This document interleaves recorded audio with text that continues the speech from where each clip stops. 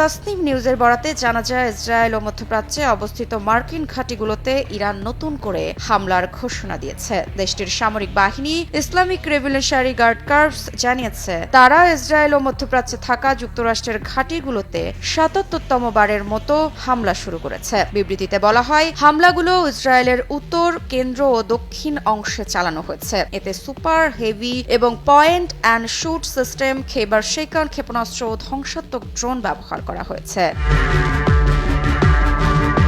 এছাড়া ইরান দাবি করেছে, তারা মধ্যপ্রাচ্যে যুক্তরাষ্ট্রের কয়েকটি সামরিক ঘাঁটিকেও লক্ষ্য করেছে। এর মধ্যে কুয়েতের আলী আল সালেম, সৌদি আরবে প্রিন্স সুলতান এবং সংযুক্ত আরব আমিরাতে আল দাফরা ঘাঁটির নাম উল্লেখ করা হয়েছে। বিবৃতিতে আরও বলা হয়, ট্রাম্পের পরস্পর বিরোধী আচরণ আমাদের যুদ্ধক্ষেত্র থেকে সরিয়ে নিতে পারবে না এবং আমরা লড়াই চালিয়ে যাব।